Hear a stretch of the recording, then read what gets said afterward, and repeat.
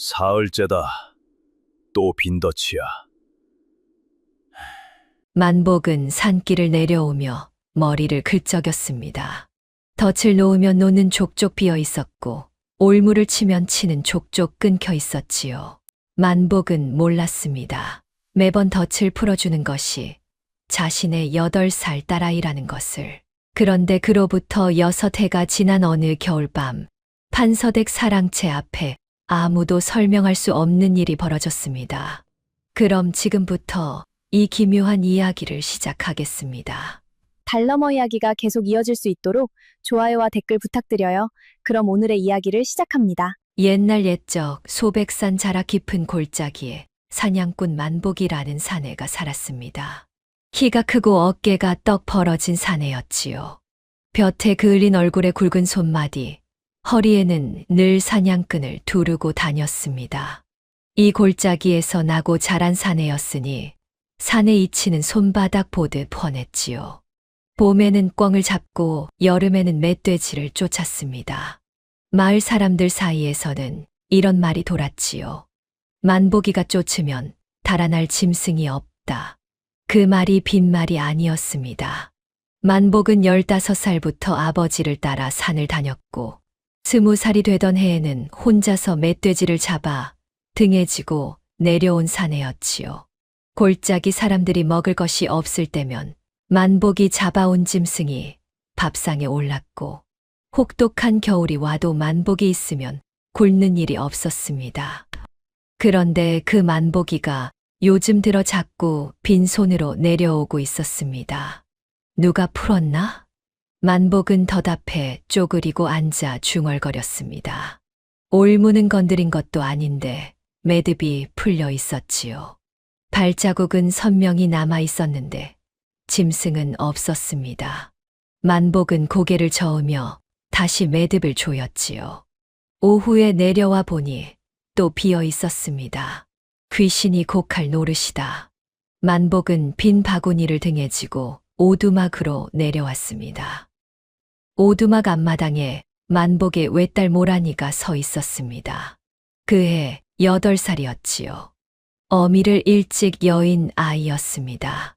모란이 5살 되던 해에 어미가 세상을 떠났지요. 그 뒤로 만복 혼자 아이를 키워왔습니다. 산에서 잡은 짐승을 장터에 내다 팔아 쌀을 사고 나무를 해다 팔아 옷감을 마련했지요. 모란이는 어미를 꼭 닮았습니다. 둥근 얼굴에 눈이 크고 검었지요. 볼이 붉고 야위었는데 그 눈빛이 유독 맑았습니다. 댕기끈이 반쯤 풀린 채 머리카락이 흩어져 있었지만 그게 또 아이답게 귀여웠지요. 아버지, 오늘은요? 또 빈손이다. 모란이는 고개를 끄덕였습니다. 그 눈빛이 어딘지 모르게 안도한 것처럼 보였지만 만복은 눈치채지 못했지요. 저녁은요. 장터에서 사온 조가 있으니 죽이라도 쑤어라. 모란이는 말없이 고개를 숙이고 부엌으로 들어갔습니다. 만복은 마루에 걸터 앉아 한숨을 내쉬었지요. 사흘 빈손이면 이번 달 쌀값이 모자랄 판이었습니다. 그날 밤 만복이 잠든 뒤에 모란이는 몰래 자리에서 일어났습니다. 그리고 방 구석에 숨겨둔 낡은 보자기를 꺼냈지요. 안에는 작은 놀이개 하나가 들어 있었습니다. 은실로 술을 놓은 자그마한 것이었는데 어미가 세상을 떠나던 날 모란의 손에 쥐어준 것이었지요. 이건 내 외할머니께서 물려주신 것이란다. 어떤 일이 있어도 잃어버리지 마라. 어미는 그 말만 남기고 눈을 감았습니다. 세상에 태어나 처음으로 아버지가 우는 것을 본 날이었지요. 모란이는 그 뒤로 놀이개를 단 하루도 몸에서 뗀 적이 없었습니다. 놀이개를 손바닥 위에 올려놓고 한참을 들여다보다가 모란이는 조용히 다시 보자기에 싸서 품에 넣었습니다. 이튿날 새벽이었습니다. 만복이 산으로 올라간 뒤 모란이도 살금살금 뒤를 밟았지요. 아버지 발소리가 저만치 멀어지는 것을 확인하고 나서 모란이는 지름길로 올라가 아버지보다 먼저 덧자리에 도착했습니다. 그때였습니다. 덤불 속에서 하얀 것이 움직였지요. 모란이는 숨을 죽였습니다. 천천히 고개를 돌리자 올무의 앞다리가 걸린 채 버둥거리는 노루 한 마리가 보였습니다. 온몸이 새하얀 노루였지요. 세상에, 모란이는 눈을 크게 떴습니다. 살면서 흰 노루는 처음이었습니다. 노루의 눈이 모란이를 바라보았습니다. 새카만 눈동자에 눈물 같은 것이 맺혀 있었지요. 모란이는 망설이지 않았습니다. 올무 앞으로 다가가 조심스럽게 매듭을 풀기 시작했지요. 가만히 있어. 아프지 않게 풀어줄게. 노루는 버둥거리다가 모란이의 손길이 닿자 잠잠해졌습니다. 손가락이 차가웠지요.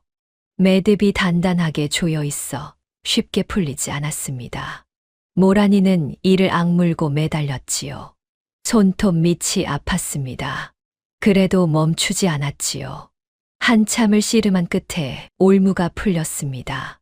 노루는 다친 앞다리를 절뚝이며 일어섰지요. 그리고 달아나기 전 딱 한 번 모란이를 돌아보았습니다. 어서 가. 아버지 오시기 전에. 노루는 흰 엉덩이를 번뜩이며 덤불 속으로 사라졌습니다.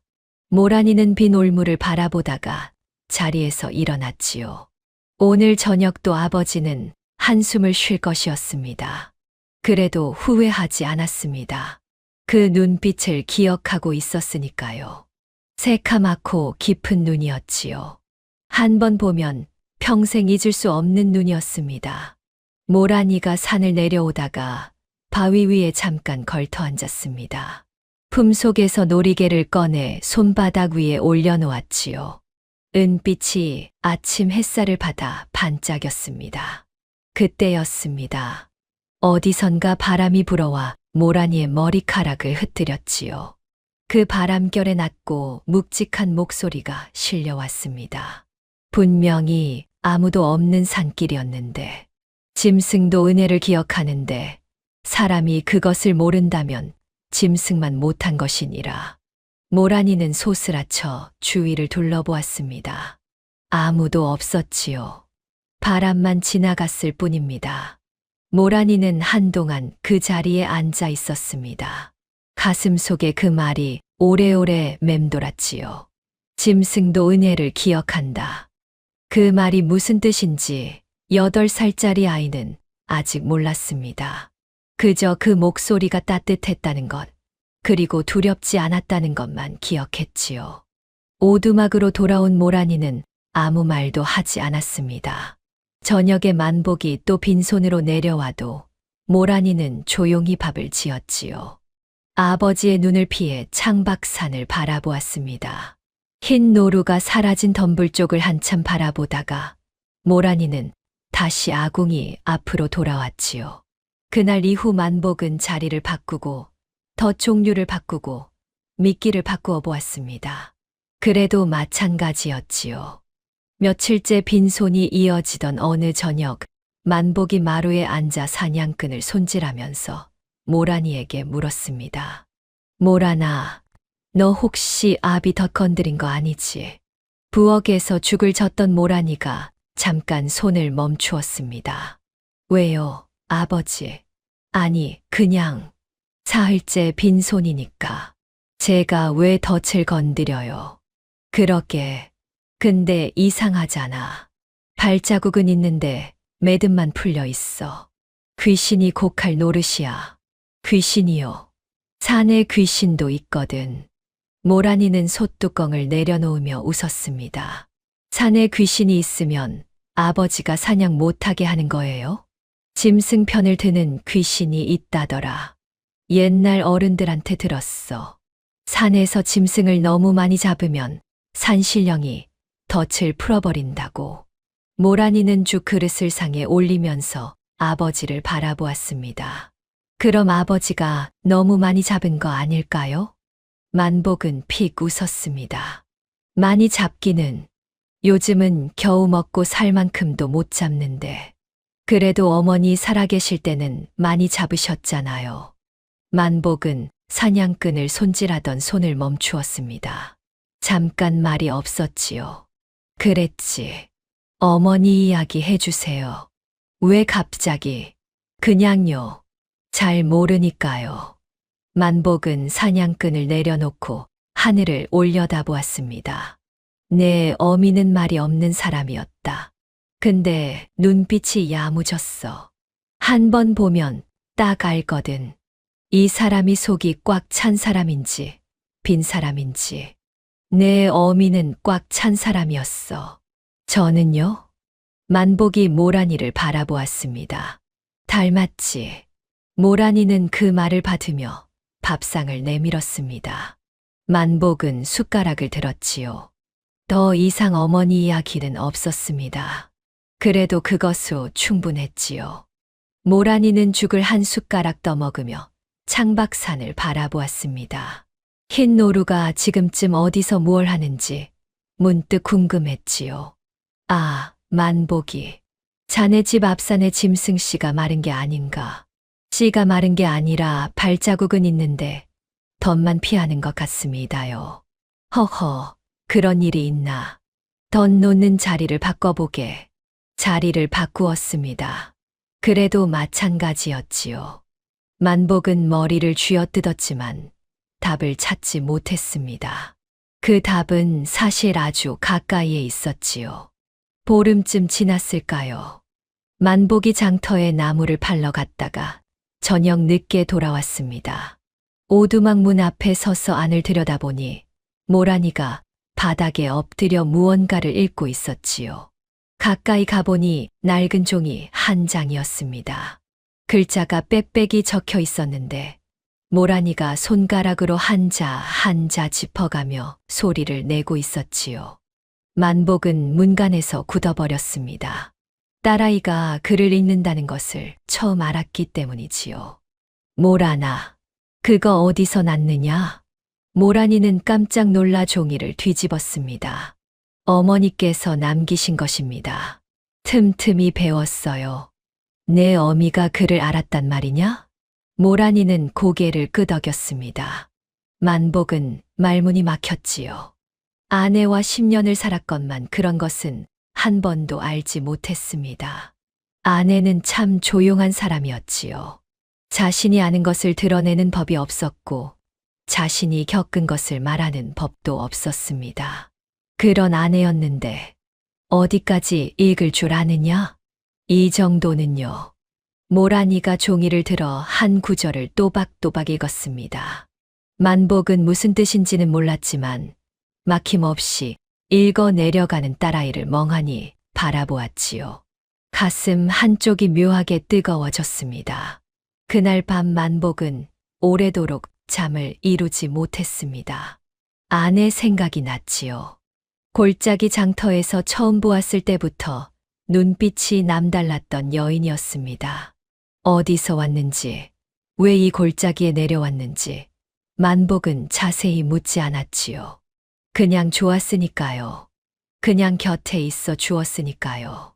그 여인이 어떤 사람이었는지를 만복은 여인이 떠난 뒤에야 조금씩 알아가고 있었습니다. 모란이는 어미를 닮은 아이였습니다. 눈빛만이 아니라 그 속에 있는 것까지. 세월은 그렇게 흘렀습니다. 만복은 산을 오르고 모란이는 덫을 풀었습니다. 아버지는 몰랐고 딸은 말하지 않았지요. 흰 노루가 사라진 덤불 쪽을 모란이는 가끔 바라보았습니다. 그 눈빛을 기억하고 있었으니까요. 그리고 그 바람결의 목소리도. 짐승도 은혜를 기억한다.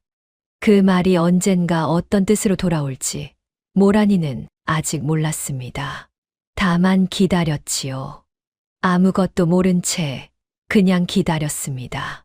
그로부터 6해가 흘렀습니다. 소백산 자락 골짜기에도 세월은 어김없이 지나갔지요. 모란이는 14살이 되었습니다. 키가 훌쩍 자랐고 어릴 때의 야윈 볼에 살이 조금 올랐지요. 댕기머리는 단정히 빗어내렸고 눈빛은 어릴 때보다 더 깊어졌습니다. 삼배 저고리와 무명 치마는 낡았지만 깨끗이 빨아입었지요. 만복은 60이 다 되어가는 나이는 아니었지만 어느새 관자놀이에 흰 머리가 돋기 시작했습니다. 사냥은 여전했지요. 아니, 예전보다 더 부지런히 산을 오르내렸습니다. 모란이가 크면서 먹성도 늘고 옷도 더 필요했으니까요. 그래도 덫은 종종 비어 있었지요. 만복은 그것이 여전히 이상했지만 이제는 그러려니 했습니다. 그 무렵 골짜기 아래 마을의 소문이 하나 돌았습니다. 판서댁에서 행랑 일꾼을 구한다더라. 판서댁이면 서판서댁 말이지? 엄하다던데. 엄하면 어때? 밥은 제때 준다잖아. 거기 들어가려면 글도 알아야 한다더라. 판서라 하면 이 고을에서 모르는 사람이 없는 분이었지요. 성은 서씨요. 이름은 승헌이라 했습니다. 본래 한양에서 벼슬을 하던 분인데 몇 해 전 이 고을에 잠시 내려와 지내고 있었지요. 나이는 58이었고 흰 수염이 길게 늘어진 마른 체형의 어른이었습니다. 눈매가 날카로워 처음 보면 무서운 인상이었지만 고을 사람들 사이에서는 어질고 공정한 분으로 이름이 높았지요.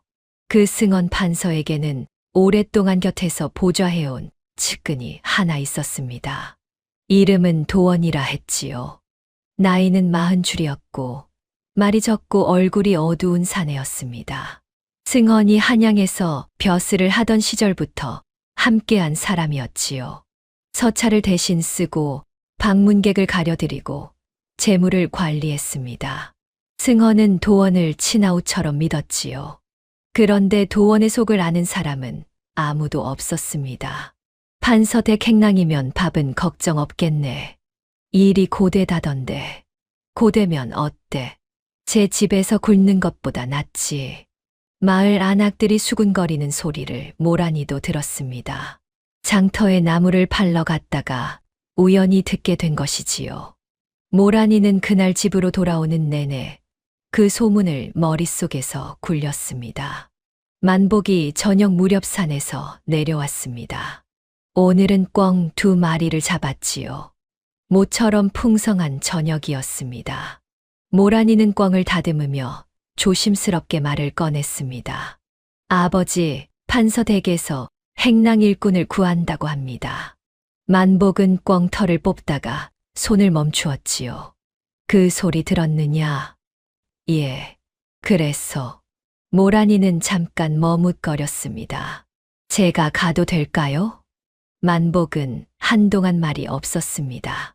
딸아이를 바라보다가 또 꿩 털을 뽑다가 다시 딸아이를 바라보았지요. 행랑 일이 쉽지 않다. 물 깃고 빨래하고 심부름하고 하루 종일 서 있는 거야. 알고 있습니다. 판서댁이면 한양 벼스아치 집안이다. 눈치도 봐야 하고. 괜찮습니다. 만복은 입을 다물었습니다. 딸아이 눈빛이 흔들리지 않았지요. 어릴 때부터 그랬습니다. 한 번 마음먹으면 꺾이지 않는 아이였지요. 어미도 그랬습니다. 만복은 속으로 한숨을 내쉬었습니다. 언제부터냐? 보름 후라 합니다. 그래, 가봐라. 모란이는 고개를 숙였습니다. 감사하다는 말은 하지 않았지요. 그냥 조용히 고개를 숙였을 뿐입니다. 만복은 그 모습이 또 아내를 닮았다고 생각했지요. 보름이 지났습니다. 모란이는 낡은 보따리 하나를 꾸렸습니다. 옷가지 몇 벌과 어미가 남긴 놀이개, 그리고 낡은 종이 몇 장이 전부였지요. 만복은 대문 앞까지 나와 배웅했습니다. 밥은 잘 챙겨 먹어라. 예. 힘들면 돌아와. 예. 모란이는 돌아보지 않고 걸었습니다. 만복은 딸의 등이 골짜기 구비를 돌아 사라질 때까지 서 있었지요. 흰 머리카락 사이로 바람이 지나갔습니다. 판서댁은 고을 남쪽 낮은 언덕 위에 자리 잡고 있었습니다. 기와집이었지요. 소슬대문이 있었고 마당이 넓었습니다. 모란이는 처음 그 집 앞에 섰을 때 숨을 한 번 들이켰지요. 이렇게 큰 집은 태어나서 처음이었습니다. 행랑채로 들어가니 나이 든 여종 하나가 기다리고 있었습니다. 내가 만복인의 딸이냐? 예, 모란이라고 합니다. 글은 읽을 줄 아느냐? 모란이는 잠깐 망설였습니다. 사냥꾼 딸이 글을 읽는다고 하면 이상하게 볼 것 같았지요. 그러나 거짓말은 하기 싫었습니다. 조금 압니다. 여종의 눈썹이 살짝 올라갔습니다. 조금이라니 어느 정도냐? 어머니께서 가르쳐 주셨습니다. 책을 읽는 정도는 됩니다. 여종은 한동안 모란이를 바라보다가 고개를 끄덕였습니다. 그래, 일단 들어와라. 행랑채는 생각보다 넓었습니다. 모란이와 함께 일하게 된 이는 셋이었지요. 나이 든 여종 옥향이 모란이보다 2살 위인 처녀보리, 그리고 부엌을 맡은 수옥이었습니다. 셋 다 처음에는 모란이를 가볍게 보았지요. 골짜기 사냥꾼 딸이라더니 손이나 제대로 쓸 줄 알려나. 보리가 수옥에게 낮은 소리로 속삭였습니다. 모란이는 못 들은 척했지요. 그러나 모란이는 불평하지 않았습니다. 시키는 일은 묵묵히 했지요. 물을 깃고 빨래를 하고 마당을 쓸었습니다. 손이 빠르지는 않았지만 꼼꼼하게 일했지요. 한 번 배운 것은 잊지 않았고 한 번 맡은 일은 반드시 끝을 냈습니다. 사흘이 지났을 때 옥향이 모란이에게 심부름을 시켰습니다. 사랑채에 이 서찰을 갖다 놓아라. 날이 계시거든 드리고 안 계시거든 책상 위에 얹어두고 와. 모란이는 서찰을 받아들고 사랑채 쪽으로 걸었습니다. 마당을 가로지르다가 사랑채 툇마루에 누군가 앉아 있는 것을 보았지요. 흰 수염을 기른 마른 노인이었습니다. 눈매가 날카로웠지요. 판서 승헌이었습니다. 모란이는 무릎을 꿇었습니다. 날이 옥향이 전하라 하여 가지고 왔습니다. 승헌은 서찰을 받아들었습니다. 그리고 모란이를 한번 내려다보았지요. 내가 새로 온 아이냐? 예, 날이. 어디서 왔느냐? 소백산 골짜기에서 왔습니다. 사냥꾼 만복의 딸입니다. 승헌은 잠깐 눈을 가늘게 떴습니다. 무언가를 생각하는 표정이었지요. 그러고는 아무 말 없이 서찰을 펼쳤습니다. 모란이는 조용히 자리에서 일어나 물러났지요. 행랑채로 돌아오는 길에 모란이는 품속에 손을 넣었습니다. 놀이개가 손가락에 닿았지요. 차갑고 매끄러운 감촉이었습니다. 모란이는 한 번 꼭 쥐었다가 손을 뺐습니다. 그날 저녁 행랑채에서 옥향이 물었습니다. 아까 나리께서 뭐라 하시던 어디서 왔느냐고 물으셨습니다. 그뿐이냐? 예. 옥향은 고개를 끄덕였습니다.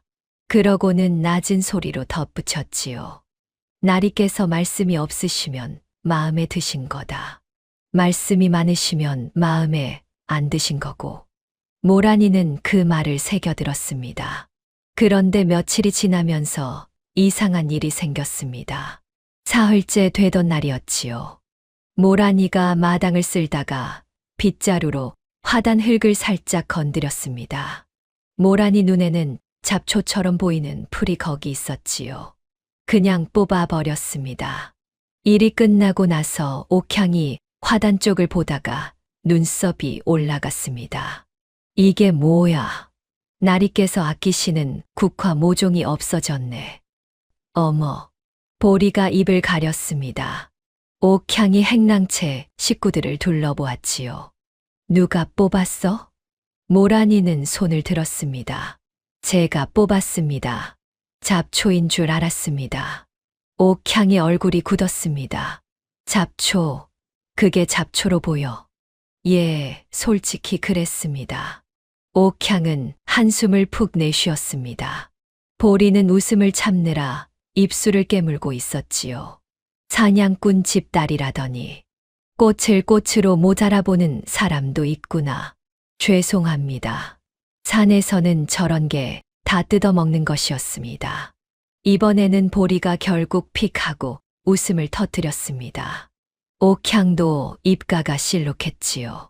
화는 났지만 너무 솔직하게 대답하는 통에 더 혼내기가 어려웠습니다. 앞으로 마당에서는 빗자루만 들어. 손은 대지 마. 예, 언니. 옥향은 고개를 저으며 돌아갔습니다. 보리가 모란이 옆으로 와서 낮은 소리로 말했지요. 야, 너 방금 옥향 언니한테 언니라고 했어. 그러면 뭐라고 해야 해요? 언니가 맞긴 한데, 언니라고 부른 사람은 너가 처음이야. 저 사람 나이가 얼마인 줄 알아? 모란이는 고개를 갸웃했습니다. 보리가 손가락으로 숫자를 펼쳤지요. 모란이는 눈이 동그래졌습니다. 그냥 언니라고 부르는 거 맞아요? 맞아. 그런데 처음 보는 사람이 바로 언니라고 부르는 건 또 다른 얘기야. 모란이는 잠깐 생각하다가 고개를 끄덕였습니다. 알겠어요. 다음에는 더 조심할게요. 뭘? 언니라고 부르는 거. 아니면 국화 뽑는 거. 둘 다요. 보리는 또 픽 웃었습니다. 모란이도 따라 웃었지요. 그날 밤 모란이는 행랑채 한쪽 구석에 자리를 펴고 누웠습니다. 천장을 바라보다가 눈을 감았지요. 소백산 골짜기 오두막이 떠올랐습니다. 아버지가 혼자 저녁을 지어 먹고 있겠지요. 빈 바구니를 들고 산을 내려오고 있겠지요. 모란이는 조용히 눈을 감았습니다. 그런데 닷새쯤 지나서 또 사건이 있었습니다. 이번에는 빨래였지요. 옥향이 모란이에게 날이 도포를 빨아말리라고 했습니다. 비단이 섞인 감이었지요. 모란이는 고개를 끄덕이고 빨래터로 갔습니다. 그런데 여기서 문제가 생겼지요. 산에서는 빨래라는 것이 그냥 개울에 담갔다가 돌에 두드리는 것이었는데 이 집 빨래는 달랐습니다. 비단 옷에 그렇게 했다가는 결이 망가진다는 것을 모란이는 몰랐지요. 결국 도포의 작은 구김이 여러 생겼습니다. 옥향이 그것을 보고 눈이 뒤집어졌지요. 이걸 돌에 두드렸어. 개울에서 그렇게 하는 거 아닌가요? 그건 삼배 빨대야. 이건 비단이 섞인 거라고. 비단 빨래는 어떻게 해요? 손으로 살살 주물러야지. 모란이는 고개를 끄덕였습니다. 알겠습니다. 다음엔 그렇게 할게요. 다음엔이 무슨 소용이야. 지금 이게 어떻게 됐는지 봐봐. 모란이는 구겨진 도포를 들여다보았습니다. 다림질하면 안 돼요? 옥향은 잠시 말문이 막혔습니다. 다림질이라도 알긴 아는구나. 산에서도 옷은 입으니까요. 그래, 알면 다행이야. 다려봐. 모란이는 고개를 끄덕이고 다림질 도구를 가져왔습니다. 그런데 다리미가 너무 뜨거웠는지 도포 소매 한쪽이 살짝 노래지고 말았지요. 그 결과를 들고 옥향 앞에 섰을 때 옥향은 아무 말도 하지 않았습니다. 그냥 손으로 얼굴을 가렸지요. 언니, 화나셨어요? 화났다. 죄송합니다. 제가 물어보지 않고 했습니다. 앞으로 비단 종류는 손도 대지 마. 나한테 물어봐. 예. 그리고 다리미는 가까이도 가지 마. 예. 그리고 옥향이 손을 내리며 모란이를 바라보았습니다. 눈빛이 이상했지요. 화가 난 것인데 어딘지 웃음기가 섞여 있었습니다. 보리야. 예, 언니. 저 애 웃긴 것 같지 않아? 보리가 입을 가렸습니다. 웃기지는 않아요. 그냥 솔직한 거예요. 솔직한 게 왜 이렇게 사고를 치는지. 모란이는 고개를 숙이고 서 있었습니다. 혼나는 것은 맞는데 옥향의 눈빛이 야단치는 사람 눈빛이 아니었지요. 그날 이후로 옥향이 모란이를 대하는 것이 조금 달라졌습니다.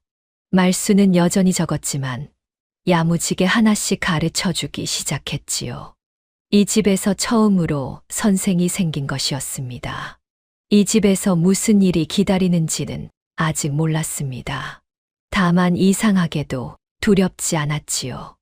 오래전 산길에서 들었던 그 바람결의 목소리가 어딘지 모르게 이 집과 이어져 있는 것 같은 느낌이 들었습니다.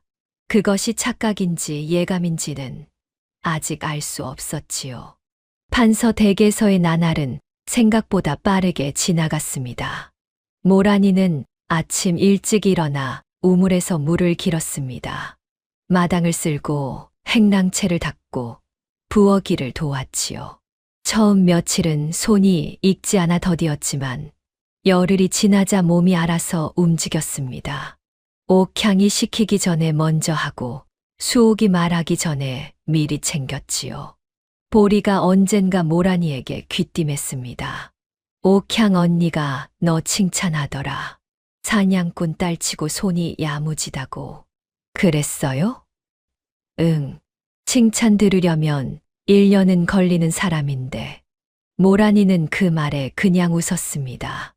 칭찬이 듣고 싶어서 한 일은 아니었지요. 그러던 어느 날이었습니다. 사랑채에서 낮은 말소리가 들렸습니다. 모란이가 마당을 쓸다가 무심코 귀를 기울였지요. 목소리는 둘이었습니다. 하나는 승원 판서의 목소리였고 다른 하나는 도원의 목소리였지요. 도원은 판서의 측근으로 모란이가 온 뒤부터 눈여겨보아온 인물이었습니다. 늘 조용하고 말이 없었지만 어딘지 모르게 눈빛이 서늘했지요. 나중에 보리에게 들은 이야기이지만 도원은 승헌과 같은 고향 출신이었습니다. 어릴 때부터 함께 자랐다고 했지요. 형제가 없던 도원에게 승헌은 형과 같은 사람이었습니다. 승헌이 벼슬길에 오를 때 도원도 따라갔고 승헌이 어려운 시절에는 곁에서 밥을 굶으며 버텼지요. 그런데 한 가지가 달랐습니다. 승헌은 이 나라에서 몇 손가락 안에 드는 높은 벼슬까지 올랐습니다. 도원은 승헌의 곁에서 20해를 보냈지만 여전히 이름 없는 측근이었지요. 나이가 들수록 그 차이가 마음속에 쌓였습니다. 섬기는 것과 함께 오르는 것은 다른 것이었지요. 어느 해 도원의 어머니가 세상을 떠났습니다. 병이 오래 깊었는데 좋은 약을 살 돈이 없었지요. 승헌에게 말 한마디만 했어도 도움을 받을 수 있었을 것입니다. 그러나 도원은 말하지 않았습니다. 자존심이 허락하지 않았지요. 어머니는 그렇게 세상을 떠났습니다. 그 뒤로 도원의 눈빛이 달라졌다고 보리는 전에 들은 것처럼 이야기했습니다. 물론 보리도 확실히 아는 것은 아니었지요. 행랑채 사람들 사이에 도는 말이었습니다. 근데 그 말이 맞는 것 같아. 도원 어른 표정 봐봐. 나리를 볼 때 눈빛이 이상하잖아. 보리가 그렇게 말했을 때 모란이는 고개를 끄덕였습니다. 그 눈빛을 자신도 느꼈으니까요. 미움이라기보다는 오래 눌러온 것이 있는 사람의 눈빛이었지요. 사람이 나쁜 일을 하는 것은 처음부터 나쁜 사람이어서가 아닐 수도 있다고 모란이는 그때 처음 생각했습니다. 그러나 그렇다고 해서 옳은 일이 되는 것은 아니었지요. 날이 한양 쪽 서찰이 왔습니다. 무슨 내용이냐? 예조에서 보낸 것입니다. 나리의 근황을 묻는 내용이지요. 그렇군. 답장은 내가 쓰겠다. 예. 도원. 예. 나리. 자네는 요즘 어떤가? 이 고을 생활이 불편하지 않은가? 잠깐 침묵이 흘렀습니다. 모란이는 빗자루를 멈추었지요. 불편할 것이 무엇입니까? 날이 겹치면 어디든 마찬가지입니다. 그런가? 나는 자네가 한양으로 돌아가고 싶을 것 같았는데. 저는 어디든 날이 겹치면 됩니다. 승헌의 목소리가 낮아졌습니다. 고맙네. 자네가 없었으면 내가 어떻게 여기까지 왔겠나. 당연한 일을 했을 뿐입니다. 도원의 목소리는 조용했습니다. 너무 조용해서 오히려 이상했지요. 모란이는 그 말의 결을 들으며 빗자루를 다시 움직였습니다. 당연한 일이라는 말이 왜인지 당연하게 들리지 않았지요. 그런데 도원이 물러나는 발소리가 멀어지면서 모란이는 이상한 것을 보았습니다. 도원의 품속에서 작은 종이 한 장이 스르르 미끄러져 마당 위에 떨어진 것이었지요. 도원은 눈치채지 못하고 그대로 사라졌습니다. 모란이는 빗자루를 내려놓고 그 종이 쪽으로 걸어갔습니다. 집어 들고 보니 빽빽하게 글자가 적혀 있었지요. 모란이는 재빨리 읽어 내려갔습니다. 무슨 내용인지 다 알 수는 없었지만 한 가지만은 눈에 박혔습니다. 승헌 판서의 이름이 적혀 있었지요. 그리고 그 아래에 낯선 이름 몇 개가 더 적혀 있었습니다. 모란이는 종이를 접어 쥐었습니다. 가슴이 두근거렸지요. 이것이 무엇인지 지금 당장은 알 수 없었습니다. 그러나 이것을 도원에게 그냥 돌려주어서는 안 된다는 느낌이 들었지요. 이유는 설명하기 어려웠지만 그 느낌은 분명했습니다. 모란이는 종이를 품속에 집어넣었습니다. 그리고 다시 빗자루를 들었지요. 그날 저녁이었습니다. 도원이 행랑채 쪽으로 걸어오다가 모란이와 마주쳤습니다. 도원의 눈이 모란이의 손을 훑었지요. 오늘 마당을 쓸었느냐? 예, 빗자루질 소리가 오래 나더구나. 네, 낙엽이 많아서요. 그러고는 아무 말 없이 지나갔습니다. 모란이는 뒷목이 서늘해지는 것을 느꼈지요. 밤이 깊었습니다. 모란이는 행랑채 구석에 누워 천장을 바라보았지요. 품속에 종이가 있었습니다. 손을 넣어 만지작거리다가 다시 꺼내 펼쳤지요. 작은 등잔 불빛에 의지해 천천히 읽어 내려갔습니다. 승헌 판서의 이름이 맨 위에 있었습니다. 그 아래에 날짜가 적혀 있었지요. 그리고 돈 얘기가 있었습니다. 모란이는 눈썹을 찌푸렸지요. 무슨 거래인지는 몰랐습니다. 그러나 한 가지는 알았지요. 이것이 좋은 것이 아니라는 것을. 날 있게 드려야겠다. 모란이는 종이를 접어 품에 넣었습니다. 다음 날 아침이었습니다. 모란이가 우물에서 물을 깃고 돌아오는 길에 뒷문 쪽에서 수상한 인기척을 들었습니다. 담장 밖에 사내 둘이 서 있었지요. 모란이는 물동이를 내려놓고 담장 틈으로 내다보았습니다. 사내들은 낮은 소리로 이야기를 나누고 있었는데 그중 한 명의 얼굴을 보고 모란이는 눈을 크게 떴지요. 도원이었습니다. 도원이 모르는 사내와 담장 밖에서 무언가를 주고받고 있었습니다. 종이었지요. 접힌 종이를 사내에게 건네고 사내에게서 다른 종이를 받았습니다. 그 짧은 순간에 도원의 눈이 담장 안을 한번 훑었지요. 모란이는 얼른 몸을 숨겼습니다. 심장이 빠르게 뛰었습니다. 이것이 무엇인지 이제는 조금 알 것 같았습니다.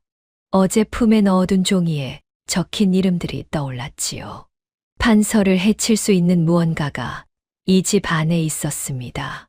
모란이는 물동이를 들고 조용히 자리를 피했습니다. 아무것도 보지 못한 척, 아무것도 모르는 척. 그러나 마음속에서 무언가가 결정되고 있었지요. 그날 오후 모란이는 승헌 판서에게 심부름 갈 기회를 기다렸습니다. 그러나 사랑채에는 손님이 드나들었고 기회는 쉽게 오지 않았지요. 저녁이 되어서야 겨우 마당에서 승헌과 단둘이 마주쳤습니다. 승헌이 마당을 거닐다가 모란이를 보았지요. 아직 있느냐? 예, 날이. 저녁 심부름이 남아 있어서요. 승헌은 고개를 끄덕이며 지나치려 했습니다. 모란이는 무릎을 꿇었지요. 날이 드릴 말씀이 있습니다. 승헌이 걸음을 멈추었습니다. 무슨 말이냐? 어제 마당에서 이것을 주었습니다.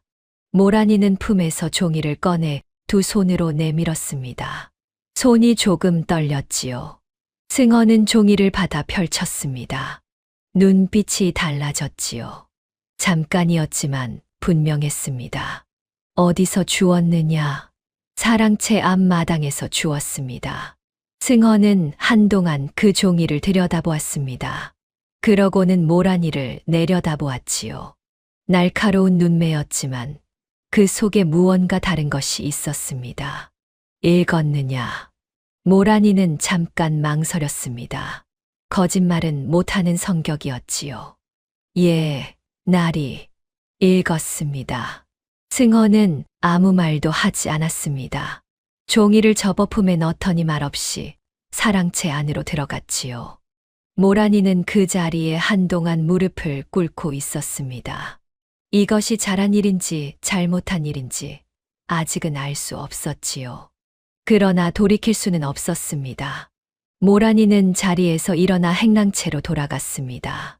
오늘 밤부터 이 집 안의 공기가 달라질 것 같은 예감이 들었지요. 밤에 보리가 모란이 옆에 누워 작은 소리로 물었습니다. 오늘 나리한테 뭐라고 했어? 마당에서 한참 있더니 아무것도 아니에요. 거짓말. 나리 표정이 달라지던데. 모란이는 대답하지 않았습니다. 보리는 잠시 기다리다가 한숨을 내쉬었지요. 모란아, 이 집에서 오래 있으려면 모르는 척하는 게 제일이야. 못 본 건 못 본 거고 못 들은 건 못 들은 거야. 알아요. 아는 게 아니야. 진짜로 그래야 해. 이 집 일은 이 집 어른들이 알아서 하시는 거야. 우리가 끼어들 일이 아니라고. 모란이는 눈을 감았습니다. 보리의 말이 틀린 것은 아니었지요. 행랑 아이가 판서댁 일에 끼어들다가 잘못되면 어떻게 됩니까? 쫓겨나면 다행이고 잘못하면 더 큰 화를 입을 수도 있었습니다. 그러나 그 종이에 적힌 이름들이 눈에 밟혔지요. 승헌 판서의 이름이 적혀 있었습니다. 그리고 그 아래 날짜처럼 보이는 것이 적혀 있었지요. 모란이는 그것을 한 글자씩 다시 떠올려 보았습니다. 이것을 모른 척할 수 있을까요? 모란이는 그럴 수 없었습니다. 어릴 때 흰 노루의 눈을 보았을 때처럼 망설임이 없었지요. 이유를 설명할 수는 없었지만 그냥 그럴 수 없었습니다. 이튿날 아침이었습니다. 승헌이 모란이를 사랑채로 불렀지요. 모란이는 조심스럽게 문지방을 넘었습니다. 어제 주운 것을 내게 가져온 이유가 무엇이냐? 위험한 것 같았습니다. 나리. 행랑 아이가 무엇이 위험한지 어떻게 아느냐? 다 알지는 못합니다. 그러나 읽었을 때 가슴이 조여들었습니다. 승헌은 한동안 모란이를 바라보았습니다. 그 눈빛이 날카로웠지만 적대적이지는 않았지요. 글은 어디서 배웠느냐? 어머니께서 가르쳐 주셨습니다. 어머니가 누구냐? 이름은 모릅니다. 어릴 때 돌아가셨습니다. 소백산 골짜기에서 아버지와 살다가 세상을 떠나셨지요. 승헌의 눈빛이 순간 흔들렸습니다. 아주 짧은 순간이었지요. 모란이는 그것을 눈치챘지만 물어볼 수 없었습니다. 알겠다. 물러가거라. 예, 나리. 모란이는 고개를 숙이고 물러났습니다. 사랑채 문을 나서는 순간 뒤에서 승헌의 낮은 목소리가 들렸지요. 앞으로 이상한 것을 보거든 나에게 직접 가져오너라. 다른 사람에게는 말하지 말고. 모란이는 걸음을 멈추었습니다. 뒤를 돌아보지 않은 채 대답했지요. 예, 나리. 그것이 시작이었습니다. 모란이는 그날부터 이 집 안에서 눈을 더 크게 뜨기로 했지요. 귀를 더 열기로 했습니다. 두려웠지만 그것보다 더 강한 것이 있었지요. 어릴 때 산길에서 들었던 그 목소리가 다시 귓가에 맴돌았습니다. 짐승도 은혜를 기억한다. 이 집에서 자신이 해야 할 일이 무엇인지 모란이는 아직 다 알지 못했습니다. 그러나 발을 내디뎌야 한다는 것만은 알았지요. 이미 내디딘 발이었습니다. 돌이킬 수 없는 발이었지요. 그날부터 판서 댁의 분위기가 조금씩 달라졌습니다. 그러나 달라진 것은 분위기만이 아니었습니다. 모란이도 달라졌지요. 승헌이 직접 모란이에게 심부름을 시키는 일이 늘었습니다. 전에는 옥향을 통해 지시가 내려왔는데 이제는 사랑채에서 직접 불렀지요. 서찰을 전하거나 고을 장터의 심부름을 다녀오거나 책상 위 문서를 정리하는 일이었습니다. 옥향은 내색하지 않았지만 보리는 눈이 동그래졌지요. 나리가 너한테 직접 시키시는 거야.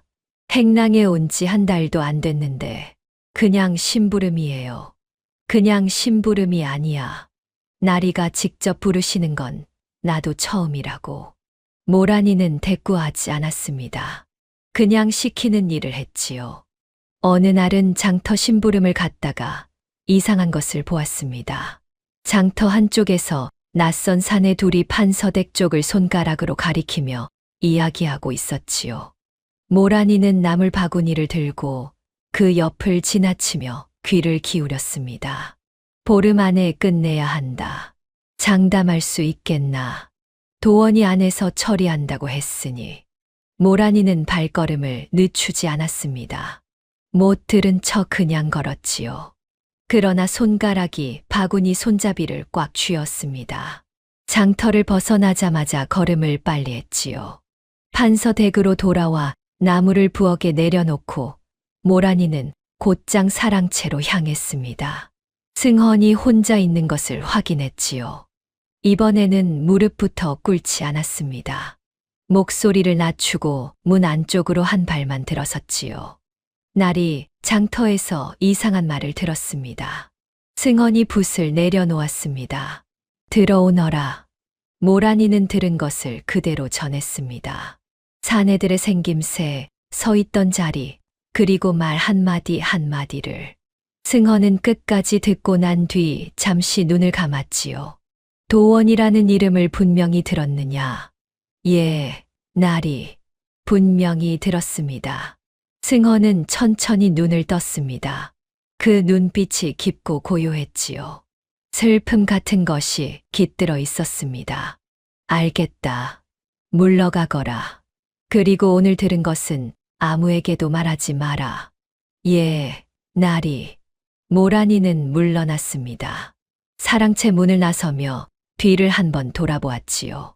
승헌은 창가에 앉아 먼 산을 바라보고 있었습니다.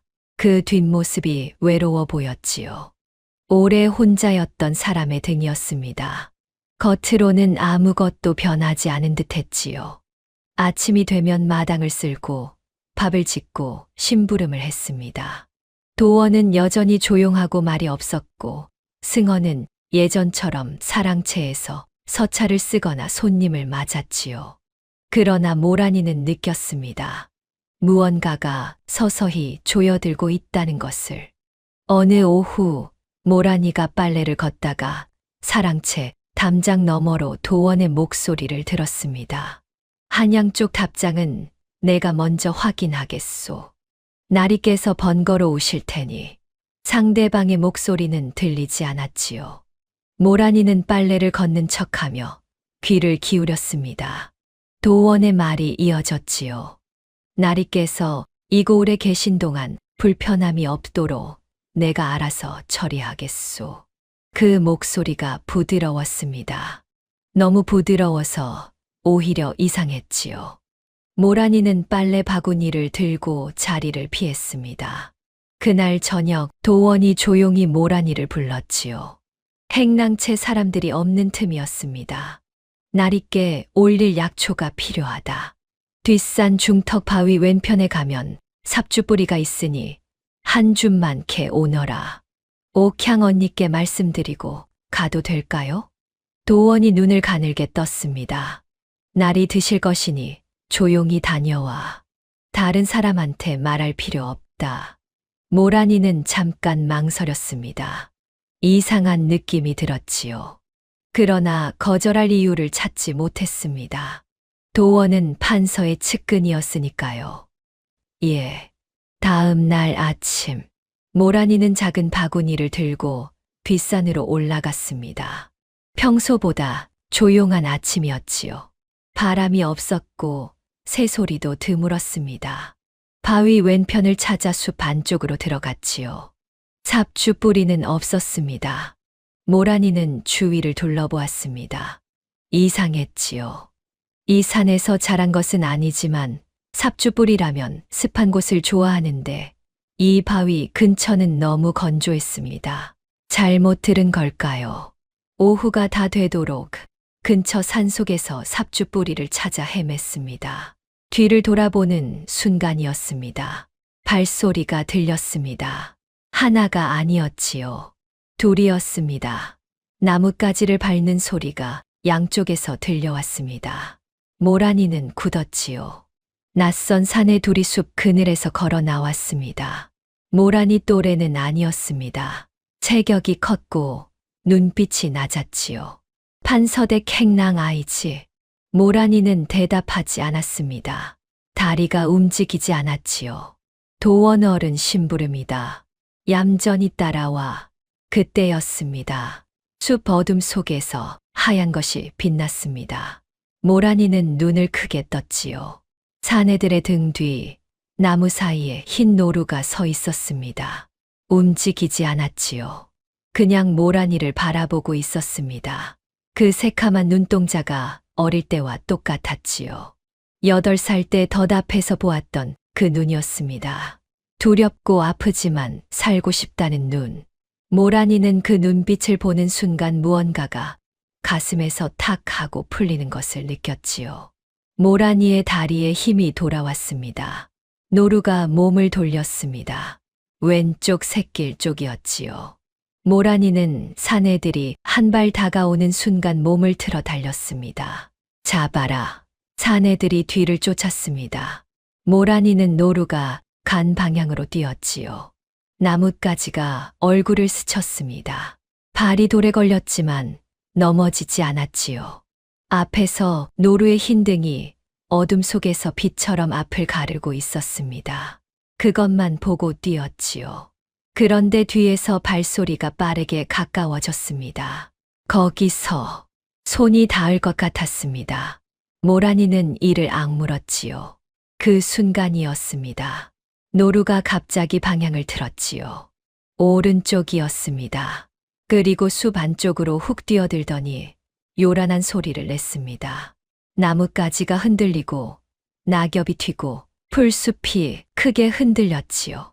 마치 큰 짐승이 달아나는 소리 같았습니다. 저쪽이다. 사내 하나가 그쪽으로 방향을 돌렸습니다. 다른 하나도 잠깐 멈추어 두리번거렸지요. 그 사이에 모란이는 숨을 죽이고 낮은 바위 뒤로 몸을 숨겼습니다. 심장이 귀까지 울렸습니다. 사내들의 발소리가 엉뚱한 방향으로 멀어졌지요. 모란이는 바위에 등을 붙이고 두 손으로 입을 막았습니다. 숨소리조차 내지 않으려 했지요. 얼마나 지났을까요? 발소리가 완전히 사라졌습니다. 그때 바위 옆에서 코끝이 차갑게 닿았습니다. 모란이는 소스라쳤지요. 고개를 돌리자 흰 노루가 바위 옆에 조용히 서 있었습니다. 숨소리 하나 없이 언제 왔는지도 모르게 모란이는 그 자리에서 주저앉았습니다. 다리에 힘이 빠졌지요. 손이 떨렸습니다. 눈물이 났지요. 울고 싶은 것이 아니라 그냥 났습니다. 무서웠고 뛰었고 살았기 때문에. 노루가 모란이 쪽으로 코를 내밀었습니다. 모란이의 손등에 코끝이 닿았지요. 아까보다 더 따뜻했습니다. 아니면 모란이 손이 너무 차가워진 것이었을지도 모르지요. 너였구나. 모란이가 낮은 소리로 말했습니다. 더 이상 말이 나오지 않았지요. 그 눈이었습니다. 8살 때 덧앞에서 보았던, 한 번 보면 평생 잊을 수 없는 그 새카만 눈. 6해가 지나도 변하지 않은 눈이었지요. 노루는 눈을 깜박였습니다. 기억하고 있었던 거야? 그때를. 노루는 대답하지 않았지요. 그냥 모란이를 바라보았습니다. 모란이는 손을 들어 노루의 이마 쪽에 가만히 얹었습니다. 노루는 물러서지 않았지요. 털이 부드럽고 따뜻했습니다. 고마워. 한마디뿐이었습니다. 노루는 눈을 깜박였지요. 둘은 한동안 그렇게 있었습니다. 숲이 조용했지요. 바람도 없었습니다. 모란이의 손떨림이 서서히 가라앉았지요. 그때 저 아래 골짜기 쪽에서 낮은 말소리가 들렸습니다. 모란이는 몸을 낮추었지요. 바위 뒤로 몸을 숨기고 소리 나는 쪽을 내려다보았습니다. 도원이었습니다. 도원이 처음 보는 사내와 나란히 서 있었지요. 서찰 같은 것을 주고받고 있었습니다. 목소리가 낮았지만 숲이 조용해서 들렸지요. 보름 안에 마무리 짓는다. 행랑 아이는요? 처리하면 된다. 어차피 아무것도 모르는 아이다. 모란이는 그 자리에서 숨을 참았습니다. 손이 다시 떨렸지요. 두 사람이 돌아서자 도원이 밟고 있던 자리에 종이 한 장이 떨어졌습니다. 서찰 끝이 뜯겨 나온 것 같았지요. 도원은 눈치채지 못하고 발소리와 함께 사라졌습니다. 모란이는 한동안 그 자리에서 기다렸습니다. 발소리가 완전히 사라진 것을 확인하고 나서 조심스럽게 내려갔지요. 바위 앞에 떨어진 종이를 집어들었습니다. 펼쳐 읽었지요. 빽빽한 글씨였습니다. 날짜가 적혀 있었고 이름들이 적혀 있었지요. 그리고 마지막 줄. 서승헌. 모란이의 손이 떨렸습니다. 고개를 들었습니다. 흰 노루가 바로 옆에 서 있었지요. 언제 내려온 것인지 몰랐습니다. 그냥 곁에 있었지요. 모란이는 노루를 바라보았습니다. 노루도 모란이를 바라보았지요. 오래 바라보았습니다. 내가 없었으면 오늘 나 어떻게 됐을지 몰라. 노루가 코끝으로 모란이 손을 한 번 더 건드렸습니다. 그리고 천천히 몸을 돌렸지요. 산 위쪽으로 걸어 올라갔습니다. 흰 등이 나뭇잎 사이로 사라졌지요. 모란이는 종이를 품에 넣고 산을 내려왔습니다. 다리가 아직 떨렸지만 걸음을 멈추지 않았지요. 판서댁 뒷문이 보이자 모란이는 그제야 숨을 크게 내쉬었습니다. 이것을 승헌에게 가져가야 했지요. 두렵지만 가야 했습니다. 그날 밤 사랑채에서는 불빛이 오래도록 꺼지지 않았습니다. 모란이는 사랑채 밖에 앉아 그 불빛을 바라보았지요. 무슨 이야기가 오가는지 알 수 없었지만 승헌이 그 종이를 받아 읽는 것을 보았습니다. 표정은 변하지 않았지요. 다만 종이를 접어넣고 밖에서 기다리는 모란이에게 한마디 했지요. 수고했다. 그것뿐이었습니다. 그러나 모란이는 그 한마디가 오래 남았지요. 모란이는 눈을 감았습니다. 내일 도원이 이 사실을 알게 되면 어떻게 될까요? 보름이라는 시간이 있었습니다. 그 안에 무언가 결판이 날 것이었지요. 잠이 오지 않는 밤이었습니다. 보름이 빠르게 지나갔습니다. 그 보름 동안 모란이는 부지런히 움직였지요. 장터를 오갈 때마다 귀를 열었고 행랑채에서 들리는 말소리에 주의를 기울였습니다. 도원은 겉으로는 아무것도 달라지지 않은 사람처럼 행동했지요. 조용하고 단정했으며 승헌 앞에서는 한결같이 공손했습니다. 그러나 모란이는 느꼈습니다. 도원이 자신을 보는 눈빛이 달라졌다는 것을. 모란아, 도원 어른이 너 쳐다보는 거 알아? 알아요. 아까도 마당에서 내가 움직이는 내내 눈을 떼지 않더라. 나 소름 돋았어. 못 본 척해요. 못 본 척. 너는 무섭지도 않아? 무섭기는 한데요. 그래도 어쩌겠어요. 처음에는 관심도 없는 눈빛이었지요. 행랑 아이 하나, 그것도 새로 온 아이를 눈여겨볼 이유가 없었을 것입니다. 그런데 언제부터인가 도원이 모란이의 움직임을 눈으로 쫓기 시작했습니다. 마당에서 마주쳐도 고개를 돌리지 않고 바라보았지요. 말은 없었지만 그 눈빛이 서늘했습니다. 모란이는 내색하지 않았습니다. 어느 날 저녁이었지요. 모란이가 사랑채에 저녁 심부름을 다녀오는 길에 도원과 마주쳤습니다. 좁은 복도였지요. 비켜설 공간이 충분했는데도 도원은 멈추어 서서 모란이를 바라보았습니다. 요즘 날이 심부름을 자주 다니던데. 예, 시키시는 대로 하고 있습니다. 행랑 아이가 사랑채를 드나드는 건 흔한 일이 아니지. 옥향 언니가 바쁘실 때 제가 대신하는 것뿐입니다. 도원은 잠시 모란이를 바라보다가 지나쳤습니다. 모란이는 걸음을 멈추지 않았지요. 그러나 손끝이 차가워지는 것을 느꼈습니다.